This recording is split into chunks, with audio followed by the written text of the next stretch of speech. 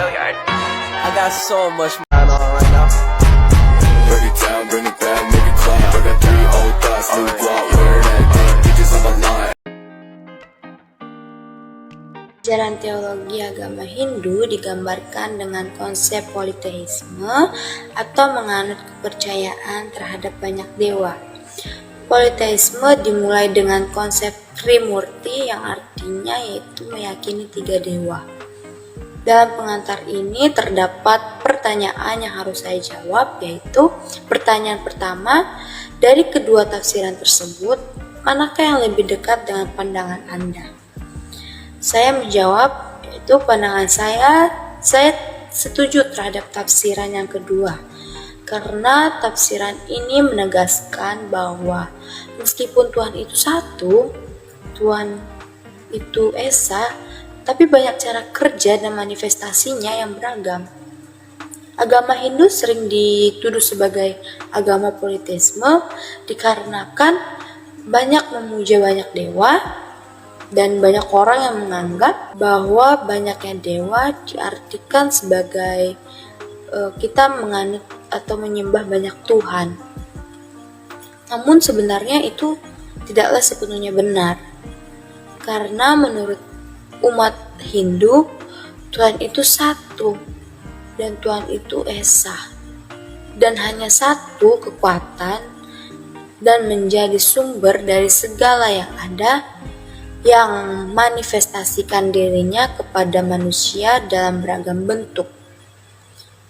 Banyak orang yang menganggap Hinduisme ini sebagai agama politisme, mungkin karena setiap agama memiliki cara unik untuk menarik pengikutnya dengan metode dan teknik khusus. Itulah sebabnya sering terjadi salah paham terhadap agama lain, terutama ketika dilihat dari sudut pandang yang bukan penganutnya. Jawaban saya yaitu Mahatma Gandhi adalah salah satu tokoh yang memiliki pengaruh besar melalui ajarannya. Salah satunya adalah pandangannya mengenai deep ekologi. Mahatma Gandhi berpendapat bahwa dalam ajaran agama Hindu, kedudukan manusia sama dengan kedudukan makhluk lain yang hidup di bumi, seperti tumbuhan dan hewan. Sehingga manusia tidak mempunyai kehendak lebih untuk melakukan eksploitasi kepada makhluk lain.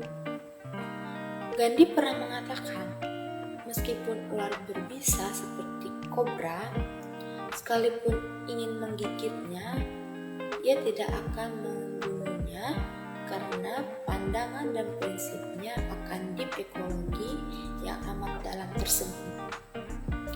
Melalui perkataannya inilah, kita juga melihat bahwa terdapat perubahan drastis dari kehidupan masa mudanya yang penuh pelanggaran, berubah menjadi orang yang vegetarian dan menaati ajaran agama lebih dalam.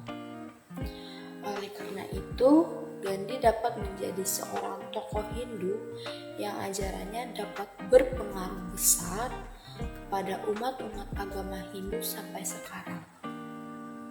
Menurut saya, ya karena secara tidak langsung isu-isu dan masalah-masalah tentang kerusakan alam telah dirasakan oleh kita penduduk bumi. Banyak umat beragama yang mulai mengencarkan gerakan-gerakan berbasis penerapan ekologi pada ajaran-ajaran agamanya. Salah satunya yang dilakukan gereja dan teolog-teolog yang mengetahui bahwa kondisi alam sedang tidak baik-baik saja. Hal ini juga dipandang berdasarkan realita yang terjadi, bahwa sejak masa penciptaan, manusia diberi amanat untuk dapat menjaga alam ciptaan. Oleh karena itu, dalam kekristenan perlu adanya kajian mendalam kembali kitab Kejadian dan bagaimana cara manusia untuk berperan lebih efektif dalam permasalahan ekologi yang sedang terjadi dan bagaimana penerapannya dalam kehidupan sehari-hari agar generasi ke depan bukan merasakan penderitaan, namun kehidupan nyaman melalui proses dan keinginan untuk merubah.